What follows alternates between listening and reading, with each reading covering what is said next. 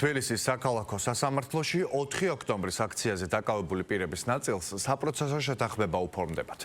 შეთანხმება პროკურატურასთან შედგა. ბრალდებულების ნაწილმა ბრალი აღიარა მათ 3 წლიანი პირობითი სასჯელის მოხდა მოუწევთ. საპატიმრო დაწესებულებას კი უახლოეს პერიოდში დატოვებენ.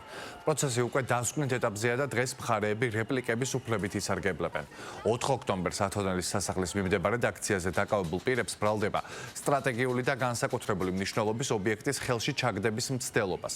ჩადენილი ჯგუფურად და ჯგუფურ ძალადობაში მონაწილეობას ედავება, რაც 6 წლამდე თავისუფლების აღკვეთას ითვალისწინებს.